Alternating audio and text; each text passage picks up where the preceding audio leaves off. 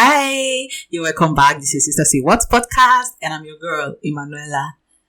Today, before I start, I got this very exciting news last week, and then I got another even more exciting news 2 days ago. And this is how it happened. You know, it's a bad habit, right? To look at your phone the first thing when you wake up. I know it's a bad habit, but I'm really guilty of this habit. And now this is what happens. So I just take the phone and, flip it to look. And I then touch that notification drop bar. And then they show. And I see this email. Like, what? What? Like, I couldn't believe it. I looked at the phone. And the first thing I did was, I dumped the phone. I ran to the toilet. I released a very hot pee. Then I came back. I looked at the phone and the email was still there. Like, I don't know, maybe I was expecting that the email would disappear. Or maybe I'll get another email that says, oh, so sorry, you were not the one we sent that offer to, was a mistake. Nothing like that came in. This offer was mine. I swear, I'm still so excited.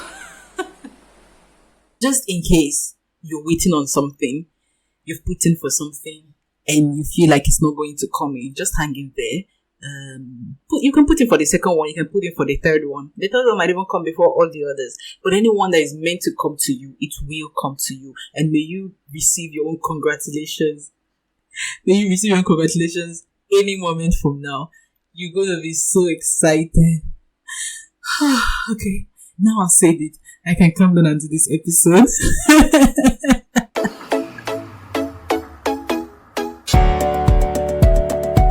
Hello, welcome to my channel. You would see some of the most controversial, weirdest, and also very pleasant conversations. So I came across this thread on Twitter, and I'm loving it. Like, this thread is giving me joy. It starts with this question. A person tweeted, "What went wrong with marriage in this generation? Men don't trust women anymore, and women feel like they don't even need men anymore. What the was the spark to all of this?" That's the tweet. And that is the reality of our generation. Men don't trust women, and women feel like, I don't need your ass. You can do whatever you want to do, because I can do whatever I want to do. So I don't need you telling me what to do. I don't need you controlling the heck out of my life. You do you and let me do me. That's what we're in right now. And this guy just gave a response that I gel with, I funk with. I love the response. He says, men have to now get women to like them, and a lot of men aren't likable. And that is a summary of everything. A lot of men are not likable, especially when it comes to getting women to like them. That's not the original idea behind manhood, behind being a man, especially in this part of the world, in Nigeria, in Africa too, I guess. That's the idea behind being a man is not getting people to like you. Anyway, let's continue with the thread first before I start talking. So he goes on to say, let's be honest about the situation. How many generations of men in history have ever had to get women to like them in order to have women to be with them? He says, we're probably the first to ever have this. So nobody knows what to do.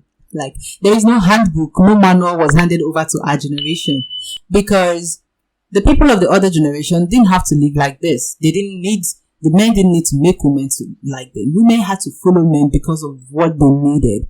They needed men to typically live their lives. Listen, it says, we're 2 generations removed from a woman not being able to have a bank account without a man. 3 to 4 removed from when they couldn't buy a home, couldn't work, couldn't get educated. They couldn't do without a man. Oh, and let me add, they couldn't even drive. They couldn't get a license. They couldn't stamp their passport without a man. So it's basically like a woman's life is tied to a man, and so women needed men to live their lives. Women quite literally used to need a nigger. So they had to be with somebody regardless of if they liked the man or not. And today, they truthfully don't. Like, they can leave your ass and be perfectly fine. Hell, some of them might even be better off. And this is a guy saying this. And he's right in all ramifications. Like, in the past, women just needed to hook up to a man to do stuff, to live. They couldn't, wherever you went and you didn't have a man and you were a grown-ass woman, everybody's going to be looking at you like, what's wrong with this one? Who raised you? Where's your man? Where's your husband? We can't let you into this gathering without your husband. We can't let you into this house without your husband. We can't let you into this church without your husband. You can't travel without a man's consent. That's crazy. Let's continue. It says, your grandfather was probably a horrible husband. Like, at best, he was probably emotionally distant and patriarchal. Now, let's say he wasn't a horrible husband, but at his best behavior or best character or best nature, he was probably emotionally distant and patriarchal. And you can't remove this from the truth. He said, niggas used to have two whole families miles apart of each other and was emotionally abusive to both. That's not flying today. Like, truthfully speaking, it shouldn't. Now, imagine those days where 2 wives, 3 wives, 4 wives with their children had to get married to one man, right? And sometimes they were not even that far apart. Sometimes they had to live inside a compound, each with their own apartment and all. And the man marrying all of them is like you are on rotation, you're on a routine. The timetable that you get to spend time with your husband, the time you get to cook for, and yeah, these couples had to bond over food. You see, when it's your turn, you're like telling, my husband, I made your favorite. I made the bushmeat just the way you like it. I put the right amount of salt and pepper just the way you like it. It's as if the more the man liked your cooking or liked your food, the more you're bonding with him or you're there to him. These women needed to bond with their husbands, but their husbands were not there to be bonded with. He was there to be taking care of all of them. And all of them were there to just respect him and have children who would bear his name. So these men were emotionally distant. And when emotionally distant is almost like, it's same as being emotionally abusive because your partner or your partners can't access you. Alright? And these women were forced, or they just had to get used to being friends or at least being cordial with each other. Because if you refuse that you're no longer marrying this man, and you're out there, you know what it is like when you're out there without a husband, because that was their norm, that was the society they had then. So you couldn't just imagine what your life would be like if you say you're not marrying again. Hell, are you the only one married to a man who's got 5 wives? You just had to stick with it and gain the benefits of being married. So women typically needed men. And he said, a lot of men want the same relationships they saw their families had, but never thought to ask, were the women happy in these situations? The real answer, a lot of them weren't. A lot of them didn't even know what it meant to be happy. A lot of them didn't know what life was going to be without being in such a situation they found themselves. Because if you work, by the time you look left, you look right, everybody's living the same way, it becomes a norm. And you really don't realize that there could be so much more out there. There could be a difference in the way you're living right now and the way you could live if you didn't have to be in that situation. So many of them really were not happy. They were just living. They had their children around them. They had the man when he would come in and drop by and go. And, the men were not just accessible. And then the thread goes on. He says, so, fast forward to today, where a woman, truthfully speaking, don't need your ass. You gotta come harder than your ancestors. You gotta have some substance. Dude, you gotta come harder than your ancestors. Like, you aren't gonna bring that ancestral shit here. That's decades ago. You gotta come harder. You gotta be likable. You gotta bring more to the table. It's no longer just gonna be about, I give you respect, you give me a name. you make me a human being, or you make me a woman, like as if I was a man before, It's crazy how they say this thing, like, you marry me and make me a woman. I said, before you married me, I was a man. Okay, agreed. He then ends the thread by saying, and a lot of these niggers just don't got no substance. And then he says, not me though, you all be safe out there. I'll follow you. Yeah, I'm definitely gonna follow you. I'm definitely gonna follow you because I love this tweet. I love this thread. And everybody's saying great things on this thread. I'm gonna follow all of them. This one says, exactly. He's replying to the thread. He says, exactly. As women become more financially self-sufficient, dealing with some men and all their drama becomes more of an option, not a need. And men do not want to be thought of as an option. Like, men don't want to hear that they are an option. And it really triggers them a lot. Let me give an example. Recently, we know Tonto Dike has found a real relationship, and she recently posted and thank you for being a father to my son and all that. Did you see the comment sections? Like, people are really vile. Like, people can go the extra length with all these hates. They're coming at her like, oh, so now you're no longer a king.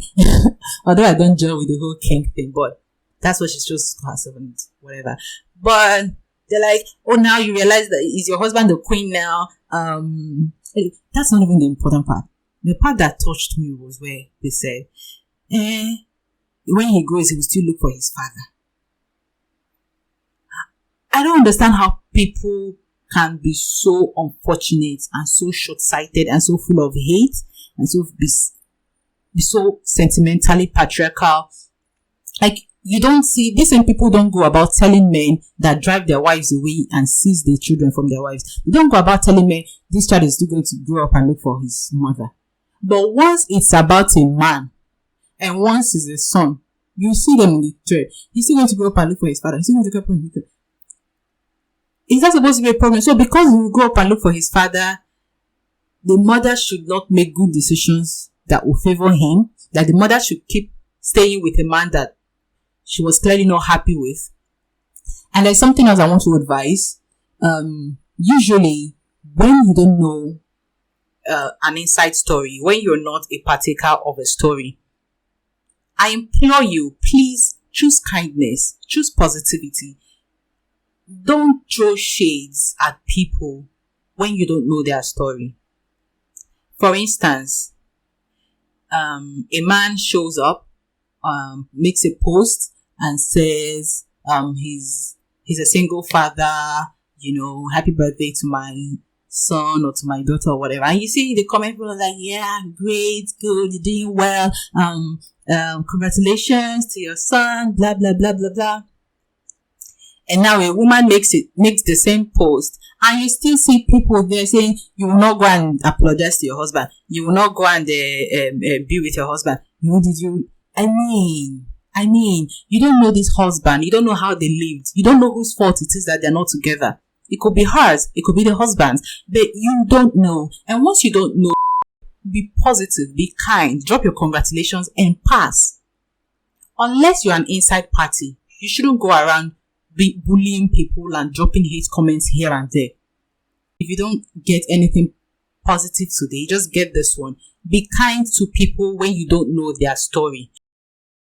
Then a lady speaks. She says, not likable, have outdated, misogynistic views, heavily lacking introspection, and disregard its importance, and literally have no leverage outside of money, if they even have it. Go girl. I think I'm going to follow you too. I mean, maybe this is not about shaming men or attacking men. This is not about saying men are evil, women are saints. No, which is not even true, but that's not what this is about. This is actually giving you all the reasons why you would come on social media or go anywhere and hear a woman say, I don't need a man. When you go back in history, you would not blame her because women typically needed men to live. And now you really don't need a man to live, and that's the truth. Now you need someone that you can actually vibe with, not just because he's a man, but because he's the man for you, and because he's not doing you a favor by being with you. That's the two. That's the difference between the two. To end the thread, this guy says, and they still won't try to be someone worth being with. They just ratchet up the patriarchal shaming in hopes that women will stay, not out of financial necessity this time around, but just to avoid the shame of being single. And that shame of being single is still a thing, because even as women are getting financially empowered, moving up, getting more and more self-sufficient, there's still this latent fear. Not even fear. Fear is different from shame, because you can legit fear being single. I mean, old age is looking at you and you're imagining what your old age will look like without a companion, without children, grandchildren, without a large family, without people who care about you. Imagine yourself in an old people's home and you feel depressed and alone. That's valid. But the shame of being single, that is what will people say. Now you're not thinking of yourself, how you will manage your old age, but now you're thinking of what will people say about you being single. They are two different things. And many men still expect women to be with them because they don't want to bear the shame of being single. And that's really rude. That's really crude, if you ask me. It's really outdated, and you should drop this kind of mentality. If you still have it, you really, really need to drop it. Some of them will quote the Bible and be like, 7 women are going to be begging you, please let me answer your last name. Continue dreaming. Actually, that verse of the Bible has already happened. It happened in the past. It has already happened when you saw 7, 8, 12 women marrying one man because they needed a name. It has already happened. So stop using it to threaten this generation of women. We're no longer living in the past, So you should try as a man to up your standard. Now, it may not be your fault that you were raised this way, but it's your fault if you continue being there. Because now, like you just learned, like this guy has said in this Twitter thread, nobody gave us a manual for this generation. Your father, your father's father, your mother, your mother's mother, and all the rest of them that raised you, this wasn't their system. This wasn't their society. So you have to stop comparing this with the last generation. Like everyone of the last generation we're so much better than these young girls of today. Really. So you need to upgrade. You need to really, really upgrade. Things are changing. Things are fast changing. So stop living in the past and step up. Alrighty. So, that's basically the secret. To get more happy anniversaries than more happy divorce. Your partner deserves a better you all the time. Your partner deserves someone that is willing to grow, not someone that is stuck in the views of the past. So you keep getting better and you keep getting happier, and you're going to keep having happy anniversaries. From me to you, I wish you happy anniversaries over happy divorces. So thank you so much for hanging with me, and don't forget, of course, to click the like button, click the subscribe button, and share this episode around. Thank you so much, and see you in the replies. Let me know what you think about this. Let me know if you have any further contributions. You saw the thread. Let me know if you have contributions to the thread, and see you again next week. Bye. To join in on my podcast conversations, drop your opinions in the comments. They may agree with mine, they may contradict, but your comments may be featured in the next episode. Catch my podcast on the go by listening in on iTunes, Google Podcasts, Spotify, or your favorite podcast platform. Simply search for Sister Say What on your favorite podcast platform. And don't forget to subscribe and leave me a great review on iTunes. Talk to you again. Bye.